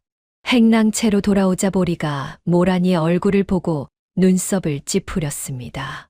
무슨 일 있어? 얼굴이 하얘. 아무것도 아니에요. 도원 어른이랑 마주쳤어. 모란이는 대답하지 않았지요. 보리는 한숨을 내쉬었습니다. 그 양반 조심해. 말은 없는데 눈빛이 이상해. 옥향 언니도 그 양반 앞에선 말을 아끼잖아. 모란이는 고개를 끄덕였습니다. 다음 날 아침이었습니다. 모란이가 우물에서 물을 길어오는데 승원이 혼자 마당 한쪽에 서 있었습니다. 모란이를 보고 손짓했지요. 가까이 오너라. 모란이는 물동이를 내려놓고 다가갔습니다. 날이 부르셨습니까? 어제 도원을 마주쳤다지. 모란이는 눈이 커졌습니다. 어떻게 아셨을까요? 예, 날이 복도에서 잠깐 마주쳤습니다. 무슨 말을 하던가. 심부름을 자주 다닌다고 하셨습니다. 승헌은 잠시 눈을 감았다가 떴습니다. 앞으로 도원과 단둘이 있는 상황을 만들지 마라. 혹시 마주치면 짧게 대답하고 자리를 피해라. 예, 나리. 그리고 이것을 받아라. 승헌이 품속에서 작은 것을 꺼내 모란이 손에 쥐어 주었습니다. 작은 패였지요. 나무로 만든 것이었는데 글자가 새겨져 있었습니다. 위급할 때 이것을 보여주면 된다. 모란이는 패를 손바닥 위에 올려놓고 바라보았습니다. 무슨 글자인지는 물어보지 않았지요. 고개를 숙이고 품에 넣었습니다. 감사합니다. 나리. 승헌은 말없이 사랑채로 들어갔습니다. 그날 오후였습니다. 모란이가 빨래를 걷다가 뒷산 쪽에서 또 흰 노루를 보았지요. 담장 너머 숲 가장자리에 가만히 서 있었습니다. 모란이와 눈이 마주치자 노루가 천천히 숲 안쪽으로 걸어 들어갔지요. 모란이는 빨래 바구니를 내려놓고 뒷문으로 나갔습니다. 숲 안은 조용했습니다. 지난번과 같은 바위 앞에 노루가 서 있었지요. 그런데 이번에는 바위 위에 아무것도 없었습니다. 노루는 그냥 모란이를 바라볼 뿐이었지요. 모란이는 노루 앞에 앉았습니다. 왜 또 나타났어? 노루는 대답하지 않았습니다. 그냥 그 새카만 눈으로 모란이를 바라보았지요. 무서워 솔직히. 노루의 귀가 움직였습니다. 모란이는 피식 웃었지요. 무서운데 왜 못 그만두겠냐고. 나도 모르겠어. 모란이는 무릎을 끌어안고 앉아 잠시 눈을 감았습니다. 아버지 만복이 떠올랐지요. 지금쯤 산을 오르고 있겠지요. 빈 덫을 보며 고개를 갸웃거리고 있겠지요. 그 생각에 입가에 미소가 번졌습니다. 눈을 뜨니 노루가 조금 더 가까이 와 있었습니다. 코끝이 모란이의 손에 닿을 듯 말 듯 했지요. 모란이는 손을 천천히 뻗었습니다. 노루의 코가 손바닥에 닿았지요. 비단처럼 부드러웠습니다. 노루는 아무 말도 하지 않았지요. 그냥 그 자리에 있었습니다. 모란이의 손을 피하지도 않고 가까이 오려 하지도 않고 그냥 곁에 있었습니다. 그것으로 충분했습니다. 모란이는 숲에서 나왔습니다. 판서댁으로 돌아오는 발걸음이 조금 가벼웠지요. 두려움이 사라진 것은 아니었지만 혼자가 아니라는 느낌이 들었습니다. 설명할 수는 없었지만 그런 느낌이었지요. 그리고 사흘 뒤 승헌이 도원을 사랑채로 불렀습니다. 모란이는 마당에서 빗자루질을 하며 그 안에서 무슨 일이 벌어지는지 알 수 없었지요. 한 식경쯤 지났을까요? 도원이 사랑채에서 나왔습니다. 표정이 없었지요. 평소와 똑같이 조용했습니다. 그런데 그날 저녁 옥향이 행랑채 식구들을 모아놓고 말했습니다. 도원 어른이 며칠 고을 밖으로 나가신다고 하셨다. 그분 방은 건드리지 마라. 보리가 눈을 깜박였습니다. 갑자기요? 날이 심부름이신가 보다. 우리가 알 바 아니야. 모란이는 아무 말도 하지 않았습니다. 그날 밤 품속에서 나무패를 꺼내 보았지요. 승헌이 쥐어준 것이었습니다. 차갑고 단단했습니다. 도원이 자리를 비웠습니다. 이것이 끝일까요? 모란이는 그렇게 생각하지 않았지요. 도원이 자리를 비운 것이 오히려 더 불안했습니다. 밖에서 무언가를 준비하고 있는 것이 아닐까요? 그 불안은 이틀 만에 현실이 되었습니다. 관찰사 영문 포교 2명이 판서댁 대문을 두드렸습니다. 승헌을 찾아온 것이었지요. 목소리가 높았습니다. 모란이는 행랑채에서 그 소리를 들으며 가슴이 내려앉았습니다. 관찰사 영문에 판서 나리께서 고을 세금을 가로채셨다는 고발장이 접수되었습니다. 누가 고발하였느냐? 익명 고발입니다. 그러나 증거 문서가 함께 제출되었지요. 모란이는 빗자루를 잡은 손에 힘이 들어갔습니다. 증거 문서라니, 그것이 위조된 것이라는 것을 모란이는 알고 있었지요. 도원이 준비한 것이었습니다. 나리. 모란이는 무릎을 꿇고 승헌의 옷자락을 붙들고 싶었습니다. 그러나 포교들이 마당에 서 있었지요. 행랑 아이가 나설 자리가 아니었습니다. 모란이는 담장 그늘에 숨어 손을 꽉 쥐었습니다. 승헌은 의연했습니다. 알겠소. 들어가서 이야기합시다. 포교들이 사랑채로 들어갔습니다. 마당이 조용해졌지요. 보리가 모란이 옆으로 다가와 낮은 소리로 속삭였습니다. 어떡하지? 나리가 고발을 당하셨어. 괜찮을 거예요. 괜찮긴 뭐가 괜찮아. 포교가 왔는데. 모란이는 입술을 꽉 다물었습니다. 괜찮을 거라는 말이 자신을 향한 것인지 보리를 향한 것인지 알 수 없었지요. 한 식경이 지나 포교들이 나왔습니다. 표정이 굳어 있었지요. 승헌이 그 뒤를 따라 나왔습니다. 눈빛은 흔들리지 않았지만 어딘지 모르게 어깨가 무거워 보였습니다. 포교들이 대문을 나서자 승헌은 마당에 서서 하늘을 올려다보았지요. 그 모습을 모란이는 담장 그늘에서 지켜보았습니다.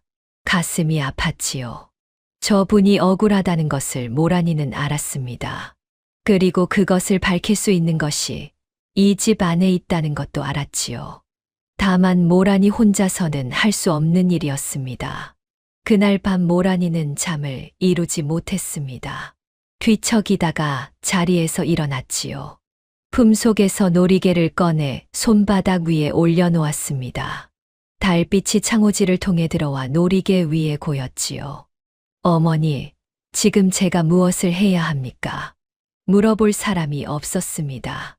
아버지 만복은 산골짜기에 있었고 어머니는 이 세상에 없었지요. 흰 노루는 산속에 있었습니다. 그리고 승헌은 오늘 밤 홀로 무거운 것을 짊어지고 있었지요.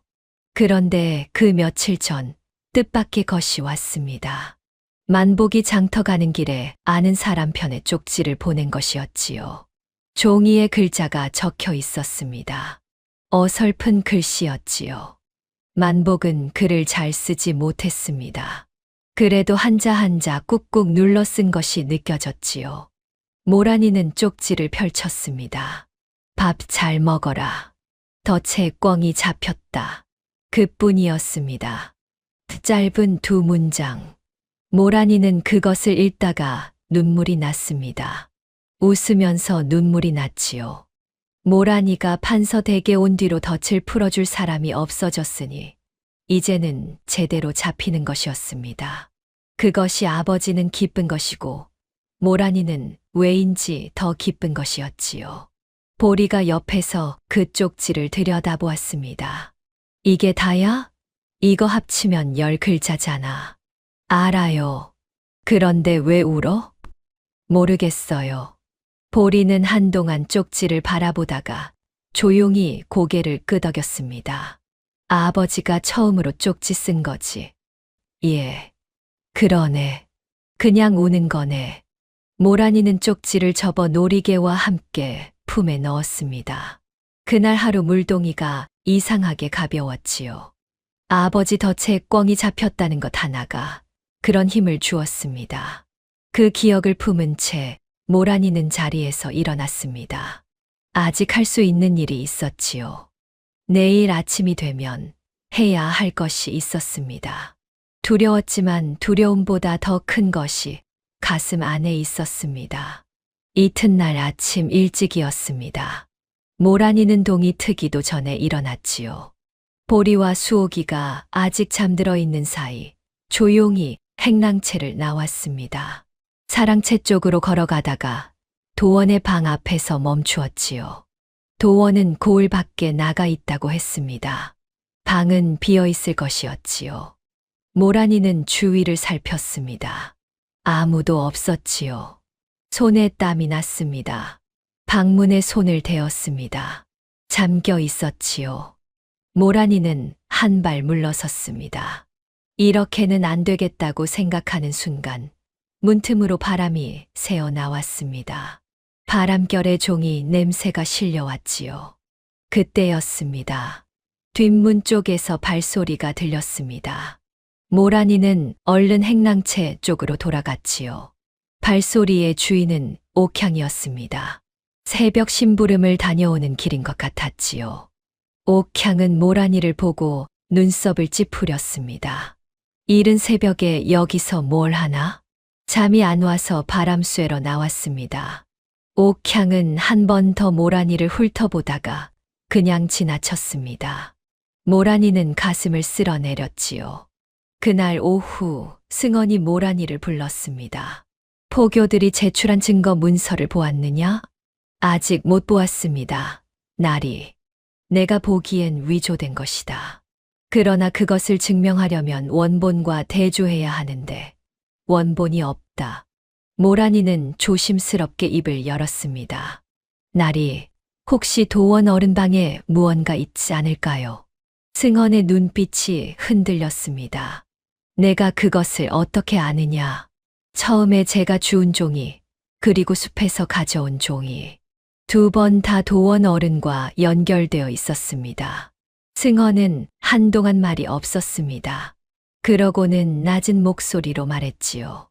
도원은 내가 20해 넘게 믿어온 사람이다. 모란이는 아무 말도 하지 않았습니다. 그러나 승헌이 말을 이었지요. 내 말이 맞다. 그 방을 살펴봐야겠다. 그날 밤 도원이 돌아왔습니다. 예고도 없이 대문을 들어섰지요. 모란이는 마당에서 그 모습을 보고 심장이 멎는 것 같았습니다. 도원은 아무것도 모르는 것처럼 조용히 자기 방으로 들어갔지요. 그런데 그 이튿날 아침이었습니다. 보리가 울면서 행랑채로 뛰어들어왔습니다. 모란아, 큰일 났어. 나리 방에서 뭔가 없어졌대. 무엇이요? 나리 도장이 새겨진 패가 없어졌대. 옥향 언니가 난리가 났어. 모란이는 가슴이 철렁했습니다. 나리 도장패라면 승헌의 인장이 담긴 것이었지요. 그것이 없어졌다면 누군가 가져간 것이었습니다. 가져간 사람이 누구인지는 묻지 않아도 알 것 같았지요. 옥향이 행랑채 식구들을 모아 하나씩 캐물었습니다. 어젯밤 어디 있었느냐? 사랑채 근처에 갔느냐? 누가 들어가는 것을 보았느냐? 모란이에게도 물었지요. 모란이, 너는? 어젯밤 여기 있었습니다. 보리가 알 겁니다. 보리가 고개를 끄덕였습니다. 맞아요. 같이 있었어요. 그러나 일은 거기서 끝나지 않았습니다. 오후가 되자 도원이 직접 행랑채로 왔지요. 처음 있는 일이었습니다.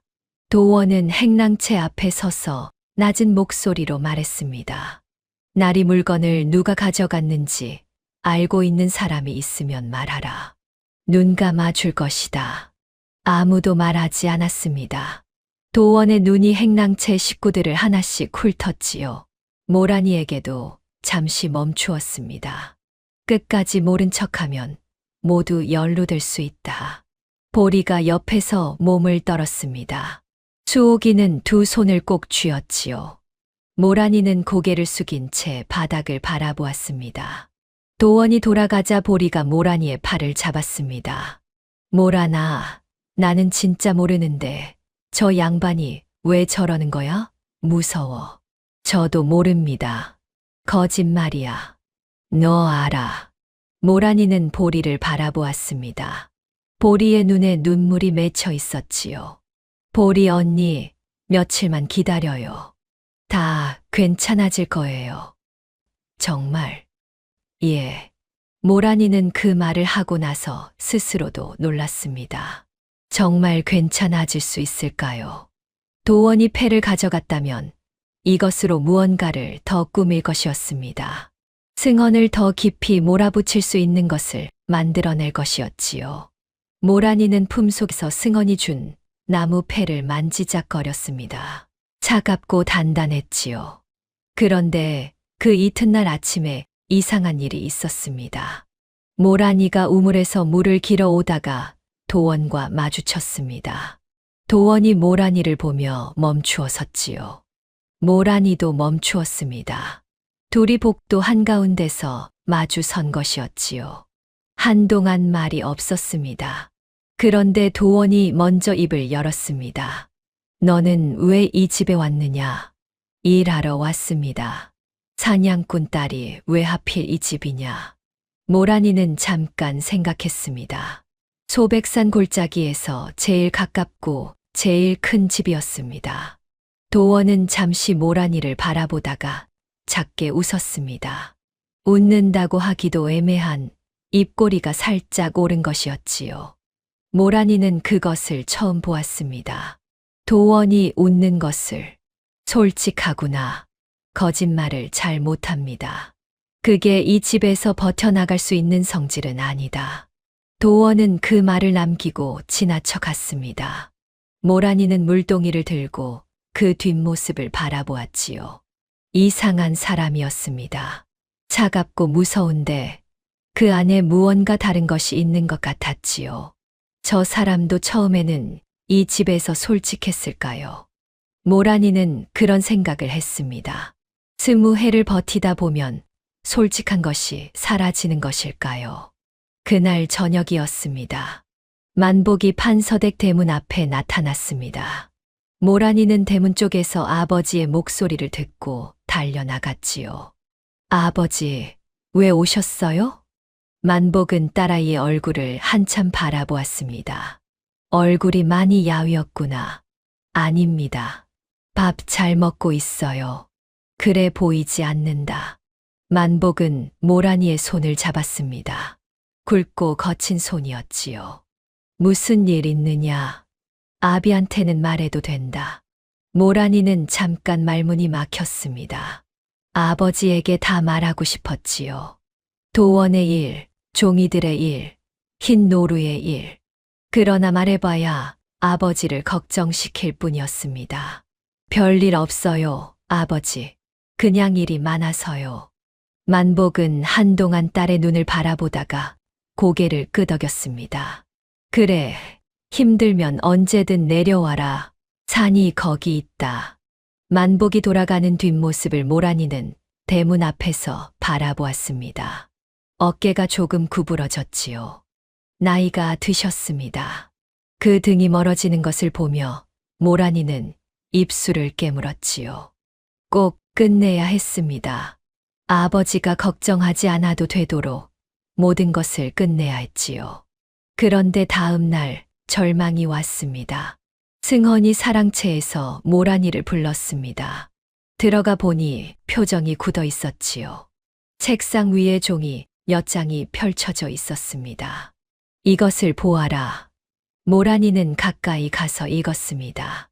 손이 떨렸지요. 거기에는 모란이의 이름이 적혀 있었습니다. 판서댁 행랑 아이 모란이가 날이 물건을 훔쳤다는 내용이었지요.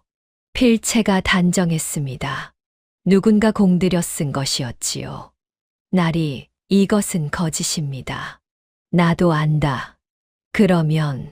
그러나 이것이 아전에게 전달되면 너는 옥에 갈 수 있다. 그리고 내가 너를 보호하기가 어려워진다. 모란이는 눈앞이 아득해지는 것 같았습니다. 날이 도원 어른은 왜 이러는 걸까요? 승헌은 잠시 창밖을 바라보았습니다. 오래된 일이다. 자네는 알 필요 없어.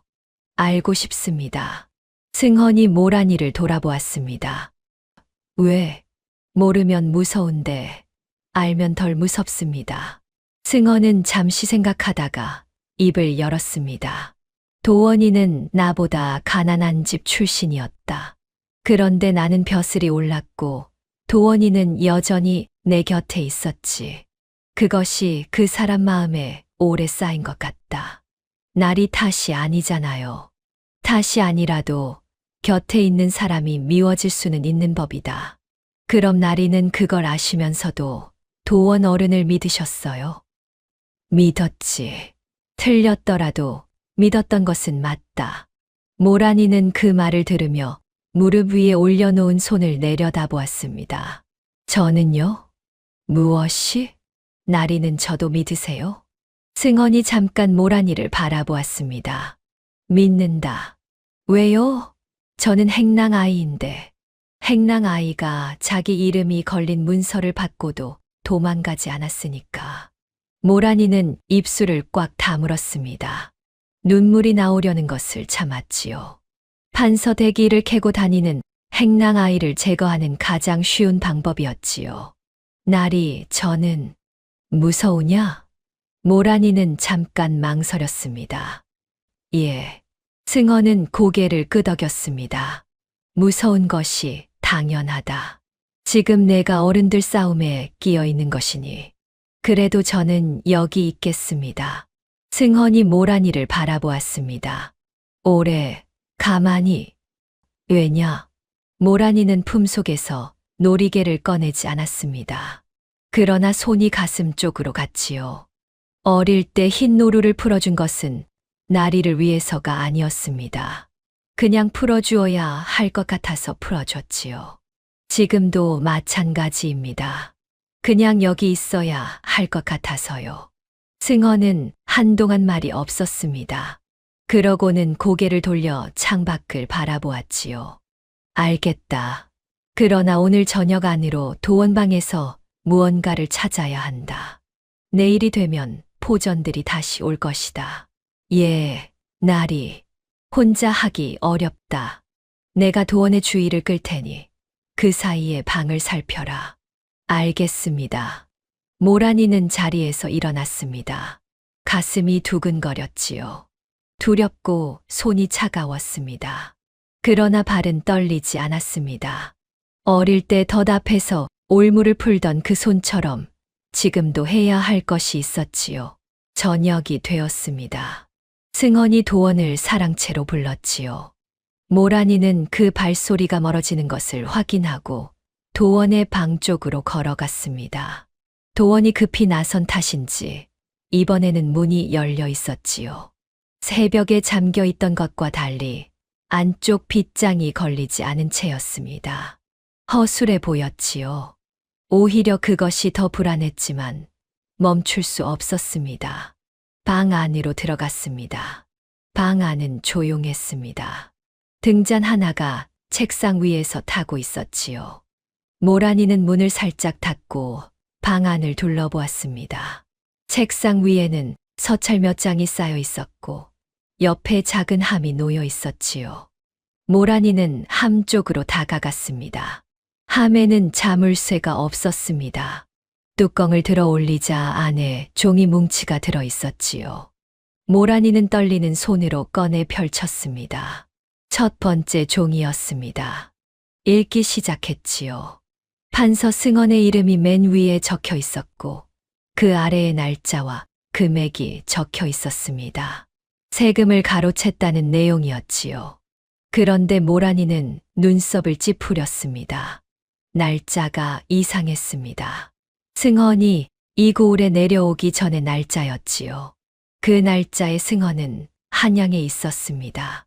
이 고을 세금을 가로챌 수 있는 자리에 없었던 것이지요. 위조였습니다. 분명한 위조였지요. 두 번째 종이를 펼쳤습니다. 이것은 다른 필체로 쓰여 있었지요. 그리고 도원의 이름이 적혀 있었습니다. 도원이 특정 인물에게 돈을 보냈다는 내용이었습니다. 금액이 적혀 있었지요. 큰 돈이었습니다. 이것이 진짜 문서였습니다. 모란이는 두 종이를 모두 품에 넣었습니다. 그리고 함을 닫고 방을 나왔지요. 복도에는 아무도 없었습니다. 모란이는 빠른 걸음으로 사랑채 쪽으로 향했지요. 그때였습니다. 뒤에서 발소리가 들렸습니다. 거기 서거라. 도원이었습니다. 모란이는 걸음을 멈추었지요. 심장이 요동쳤습니다. 천천히 돌아섰습니다. 도원이 복도 끝에 서 있었지요. 눈빛이 차가웠습니다. 내 방에서 나오는 것을 보았다. 심부름 때문에 잠깐 무엇을 가져갔느냐? 모란이는 대답하지 않았습니다. 도원이 한 걸음 다가왔지요. 내놓아라. 모란이는 뒤로 한 발 물러섰습니다. 품속에 손이 갔지요. 그러다가 손가락에 차가운 것이 닿았습니다. 나무 패였지요. 승헌이 쥐어준 것이었습니다. 모란이는 패를 꺼내 들었습니다. 도원의 눈이 좁아졌지요. 그것이 무슨 소용이냐. 나리는 지금 내 사람들에게 둘러싸여 있다. 그래도 상관없습니다. 행랑 아이 하나가 감히. 저는 행랑 아이입니다. 그러나 이것은 제가 해야 할 일이지요. 도원이 손을 뻗었습니다. 모란이는 몸을 틀었지요. 그 순간이었습니다. 사랑채 문이 열렸습니다. 포교 하나가 나오더니 모란이가 든 패를 보고 멈추었지요. 날이 패를 확인했습니다. 도원의 얼굴이 굳었습니다. 그제야 알았지요. 승헌이 모란이에게 패를 쥐어준 것은 위급할 때 신호를 보내라는 뜻이었습니다. 모란이가 패를 들면 사랑채 안에서 기다리던 포교가 나오는 것이었지요. 승헌은 처음부터 모란이를 계획 안에 넣어두었습니다. 사랑채 문이 다시 열리며 승헌이 나왔습니다. 그 뒤로 포교 둘이 따라 나왔지요. 도원, 승헌의 목소리는 조용했습니다. 그러나 그 조용함이 오히려 무거웠지요. 날이, 저 아이가 알고 있다. 내가 시켰다. 도원의 얼굴이 굳었습니다. 나리께서 직접 행랑 아이에게 시키셨다고요? 그렇다. 그리고 그 아이가 가져온 것을 나는 이미 보았다. 포교도 함께게. 그 말에 포졸들이 앞으로 나섰습니다. 도원은 뒤로 한 발 물러섰지요. 눈빛이 흔들렸습니다. 이것은 오해입니다. 나리. 저는 날짜가 틀렸다. 도원. 승헌이 낮은 목소리로 말했습니다. 그 날짜에 나는 한양에 있었다. 그것을 포교들도 알고 나도 안다. 그리고 내가 한 일도 이제 알았다. 도원은 말이 없었습니다. 복도가 고요해졌지요. 모란이는 그 자리에 무릎을 꿇은 채 두 문서를 포졸에게 내밀었습니다. 손이 조금 떨렸지요. 여기 있습니다. 포졸이 문서를 받아 펼쳤습니다. 둘이 나란히 들여다보았지요. 그리고 고개를 들었습니다. 날짜 불일치가 분명합니다. 그리고 이 두 번째 문서는 도원이 제 사람들에게 돈을 보낸 기록이요. 승헌이 대신 말을 받았습니다. 도원의 손이 떨렸습니다. 그러나 눈빛은 흔들리지 않았지요. 포교가 앞으로 나섰습니다. 도원 어른, 이 문서에 어른의 이름이 적혀 있습니다. 해명하시겠습니까? 도원은 잠시 모란이를 바라보았습니다. 그러고는 천천히 입을 열었지요. 저 아이가 내 방에서 가져온 것입니다. 모란이의 가슴이 내려앉았습니다. 저 아이가 판서 날이 도장패를 훔쳤고 내 방을 뒤졌습니다. 저 문서가 진짜인지 가짜인지는 모르겠으나 행랑 아이가 주인 집 방을 뒤진 것은 사실 아닙니까? 포졸들이 모란이를 바라보았습니다. 모란이는 무릎을 꿇은 채 고개를 들었지요. 맞습니다. 날이 지시로 들어갔습니다. 날이 지시하고 도원이 코웃음을 쳤습니다. 행랑 아이에게 측근의 방을 뒤지라 하셨다고요? 날이 그것이 말이 됩니까? 이 아이가 나리를 방패로 삼는 것 아닙니까? 승헌은 말이 없었습니다. 도원이 한 발 더 나섰지요. 날이 저는 20해를 곁에 있었습니다. 그 세월을 믿어주십시오. 저 아이는 이 집에 온 지 한 달도 안 됩니다. 그때였습니다. 마당 쪽에서 발소리가 들렸지요. 뒷문을 통해 낯선 사내 하나가 포교에게 끌려 들어왔습니다. 장터에서 도원과 종이를 주고받던 그 사내였지요. 모란이는 눈을 크게 떴습니다. 이 자가 증언하겠다고 자수했습니다. 포교가 말했습니다. 사내는 무릎을 꿇었지요. 도원 어른에게 돈을 받고 위조 문서를 써드렸습니다. 3달 전부터 준비한 일입니다. 마당이 조용해졌습니다. 도원의 얼굴에서 핏기가 가셨습니다. 입술이 열렸다가 다시 닫혔지요. 말이 나오지 않는 것 같았습니다. 도원 어른, 포교가 다시 불렀습니다. 이래도 해명하시겠습니까? 도원은 한동안 그 자리에 서 있었습니다. 마당 저편에 승헌이 보였지요. 승헌은 도원을 바라보고 있었습니다. 화가 난 눈빛도 슬픈 눈빛도 아니었지요. 그냥 오래된 것을 보는 눈이었습니다. 그 눈빛이 오히려 더 아팠지요. 도원은 천천히 고개를 숙였습니다. 나리, 말해라. 저는 20해를 나리 곁에서 보냈습니다.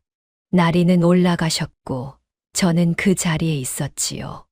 나리께서 나쁜 분이 아니라는 것을 압니다. 그런데 그것이 오히려 더 힘들었습니다. 그래서 이런 일을 꾸몄느냐? 예, 한 글자였습니다. 그 한 글자가 마당을 꽉 채웠지요. 승헌은 잠시 눈을 감았습니다. 그리고 떴지요. 자네가 한마디만 했어도 됐는데. 도원은 고개를 들지 않았습니다.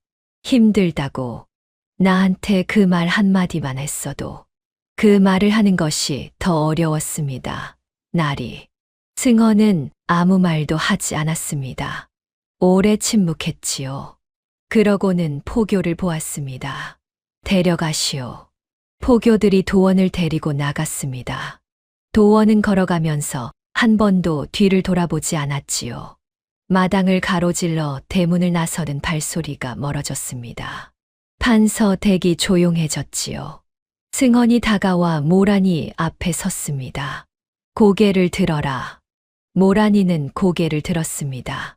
눈이 뜨거웠지요. 울지 않으려고 했는데 눈물이 났습니다. 잘했다. 그 두 마디에 모란이는 그냥 울었습니다. 소리를 내지 않았지요. 그냥 눈물이 흘렀습니다. 두렵고 무섭고 외로웠던 것들이 한꺼번에 나오는 것 같았지요. 승헌은 그 자리에 서서 기다렸습니다. 재촉하지 않았지요. 한참 뒤에 모란이는 소매로 눈을 닦았습니다. 날이 숲에서 도망칠 때 흰 짐승이 길을 열어주었습니다. 흰 짐승이? 예, 그 짐승이 없었으면 오늘 여기 없었을 것입니다. 승헌은 아무 말도 하지 않았지요. 그냥 한번 고개를 끄덕였습니다. 더 묻지 않았습니다. 모란이도 더 설명하지 않았지요. 날이 한 가지 여쭤봐도 됩니까? 물어봐라. 제가 어머니 이름을 말씀드렸을 때 날이 눈빛이 달라졌습니다. 어머니를 아셨습니까? 승헌은 잠시 말이 없었습니다. 그러고는 천천히 고개를 끄덕였지요. 안다.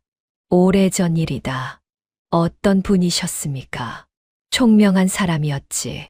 글을 잘 읽었고 눈치가 빠르고 뜻이 굳건했다. 글은 우리 집 식구들한테 배웠지. 그런데 그 총명함 때문에 어려움을 겪기도 했다. 내가 그 어려움을 조금 덜어준 일이 있었지. 모란이는 말없이 고개를 끄덕였습니다. 그러고는 품속에서 놀이개를 꺼냈지요. 손바닥 위에 올려놓고 한참 바라보았습니다. 어머니가 세상을 떠나던 날 손에 쥐어준 것이었지요. 외할머니에게서 물려받은 것이라 했습니다. 모란이는 그것을 꼭 쥐었습니다. 눈물이 났지요. 나리, 한 가지만 더 여쭤봐도 됩니까? 말해라. 어머니는 어떤 분이셨어요? 나리가 보시기에 승헌은 잠시 생각했습니다.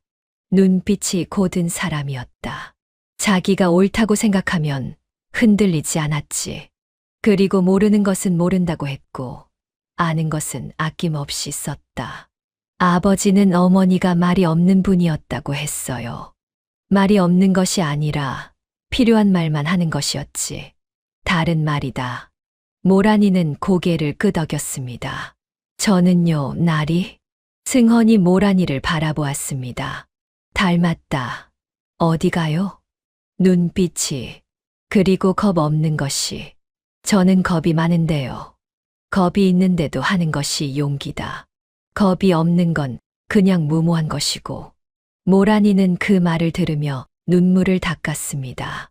어머니를 본 적이 없는 것이나 마찬가지인데 이분이 어머니를 이야기해 주는 것이 이상하게 고마웠지요. 어머니가 아버지한테 말하지 않은 것이 있었군요. 아마도 그럴 것이다. 다 말하지 않아도 되는 것이 있는 법이지. 그날 이후로 판서댁은 조용해졌습니다. 도원일은 고을 아전이 처리했지요. 위조 문서 건은 날짜 불일치로 허위 고발임이 밝혀졌습니다. 도원이 돈을 보낸 기록도 드러났지요. 오래 준비한 일이 하루아침에 무너졌습니다. 며칠 뒤 승헌이 모란이를 다시 불렀습니다. 만보기가 내 아버지지. 예, 나리.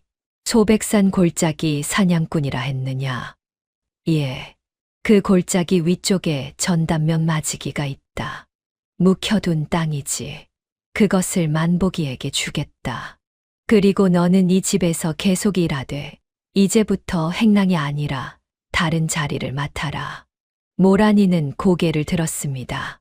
나리, 저는 사양할 것 없다. 은혜를 갚는 것이다. 모란이는 고개를 숙였습니다. 할 말이 없었지요. 그냥 고개를 숙이는 것이 전부였습니다. 그날 저녁 만복이 다시 판서댁에 왔습니다. 승헌이 직접 그를 불렀던 것이지요. 만복은 영문도 모르고 대문을 들어섰다가 딸아이를 보고 눈을 깜박였습니다. 모란아, 무슨 일이냐? 승헌이 마당에 나와 만복 앞에 섰습니다.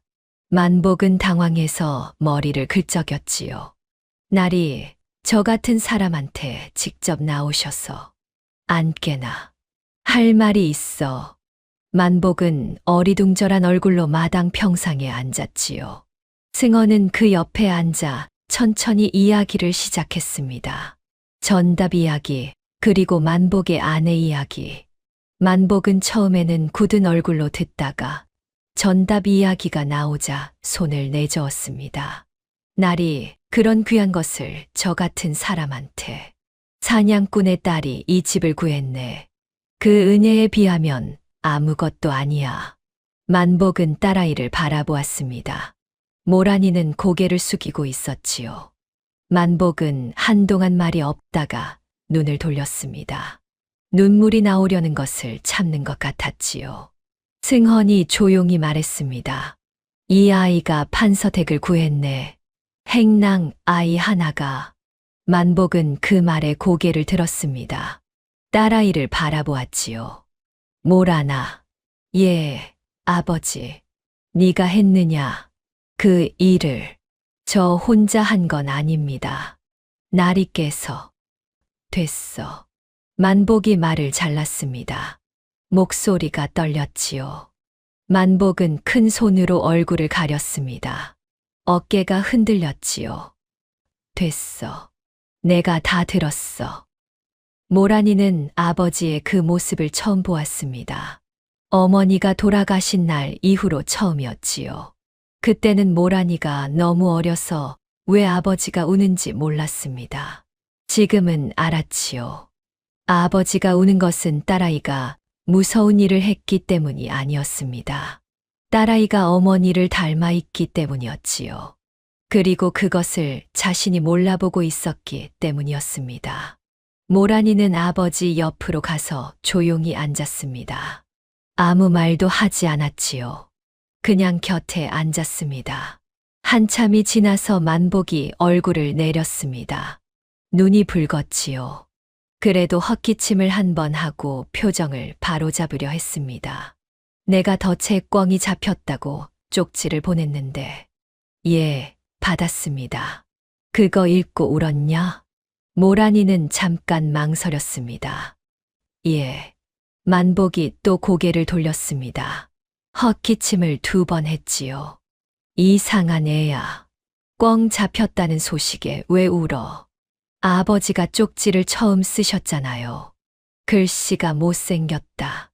그래도 좋았어요. 만복은 대답하지 않았습니다.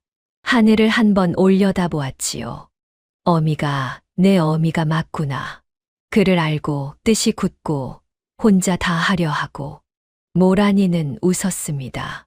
그날 밤 모란이는 비싼 숲 가장자리로 나갔습니다. 달이 밝은 밤이었지요.